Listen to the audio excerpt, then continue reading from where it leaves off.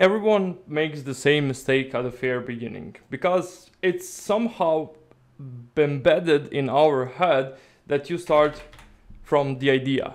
You build your SaaS from the idea, and a lot of people are living in this false reality where they think that only thing that's separating them from actually making their idea come true is actually having money for the development or finding the right team that's going to develop the whole SaaS, and actually then marketing, scaling it, and then having their multi-million-dollar exit, which is wrong. And I see everyone making the same mistake because you don't start from the idea. Poor people start from the idea. People that don't know how business works start from the idea. Smart people, they start from themselves. And this is where the complete catch lays if you're even ready to build a software, because software doesn't start here. SaaS development doesn't start here. Your product is not starting here, it's starting from you. And what I mean by that is that you're right now gonna be 21st century founder. Basically 2024 founder. You skipped AI revolution because AI is commoditized right now and you can't go out there and really try to push another AI tool. You skipped internet. Maybe you were not ready. Maybe you were too young as me, for example, to build SaaSes and solutions when the internet just came up and you were unable to become next Mark Zuckerberg, but that's fine as well. The thing is that you need to be aware of your surroundings. You need to be aware of where are you currently, where is the market, and what are the issues that you're able to solve. And then there is a big question that we're going to be asking ourselves throughout this whole video is like, are you even the one that can make this idea come true? So once you realize that you are far away from actually realizing your idea and putting it into motion, let's reflect on what sort of idea you should even put in motion and what are the ideas that you are capable of turning into a reality. So instead of solving worldwide problems, because trust me, you are not that guy, neither you want to be that guy, neither you have to be that guy to have like multi-million-dollar exits. You start from yourself and you solve community problems. What are the community problems? I like to call community problems your own problems. What are you struggling on day-to-day basis with your business, with your personal finances, with your personal tasks, with your relationship? Ask yourself how you can bring value to yourself and to the community. I'm talking about small amount of users. You're not there chasing million user tool. You're here chasing maybe 100 users tool that can pay you high recurring monthly revenue. That's what we are after. There are tools basically that charge you $1,000 a month. They need 20 users to be at $20,000 a month. Those are the tools you need to be after as, I would say, 21st century founder. So once you realize that there are small issues in every industry that you can fix by developing a solution for it, you're already one step ahead of all the delusional people starting from the idea and thinking that money can solve things. Trust me, money can't solve you, because then we need to start asking ourselves a question: what are the problems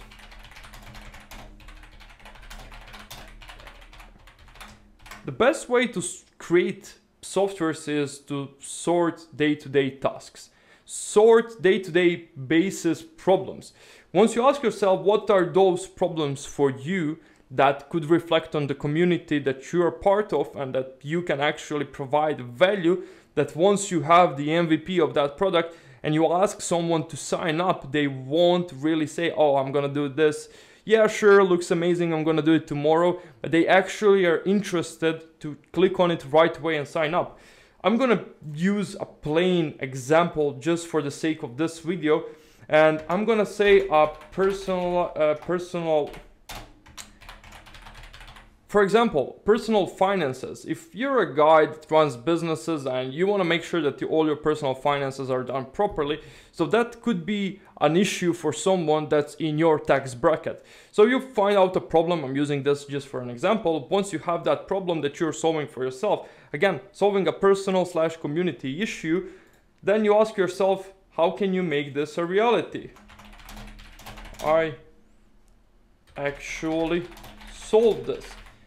Building tools is literally, by definition of that word, actually building something that can help us to solve certain issue, or if you're using a normal everyday tool, it's basically something to fix something else. So this is what solutions slash tools slash SaaSes are meant for.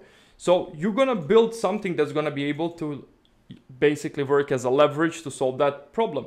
Again, AI became so commoditized, you can't really push an AI tool, but what gives you an opportunity is to still use the AI and let you build a product that uses an AI, but it's not AI glorified tool, which you can basically solve this, basically making like a personalized for example, but you're not gonna name this like a AI wallet or like AI volley or shit like that. You're not gonna do that. Yes, you can utilize the power of AI, you would be crazy not to, but don't try to glorify it when it's not there to be glorified. Then once you figure out how you're gonna solve it, here is where we put you on a pedestal. This is where you come in, and if you're even ready to basically build tools, to be a SaaS founder, is where we ask you a simple question. What do you have more? What's more valuable to you? I'm gonna ask you this. You can take a second of your time to just answer this for yourself, or you can answer it in the comment section. What's more valuable to you, money or time? What's the resource you have more right now? Do you have more money or do you have more time? If you have more time, then this is not for you. You're not ready to start developing softwares. If you have more time than money, then it's on you to start getting more money. And now you're gonna think, hey, Fran, you're selfish. You're just trying to look everything through dollar bills. But trust me, pal, it's not about money. It's never gonna be about money. It's always gonna be about resources and what you can do with certain resources. And also what's really important is how you get to this resource. What was your path to getting yourself in a position that you have more money than time, that money is a resource you would rather use than time? Because time is valuable. Time is something we can't get back. If you're willing to sit down and try to learn coding yourself or try to self-develop something, it's not gonna look good because you have a team of professionals like my team that's gonna crush you in every sense of a way. And then once you realize that software development can't really start from leveraging time, you actually have to leverage money.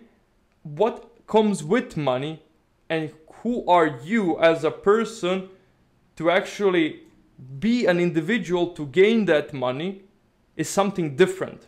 This is where you can really tap yourself on the shoulder and say, good job, because you are now in a position to actually invest into softwares. You're in a position to invest into startups. Why? Because you became a person that has the business background, that has a set of skills they can leverage beside the money, because money gives you this unlimited power of sales, business, people management. Those are 21st century founders that I'm currently working with.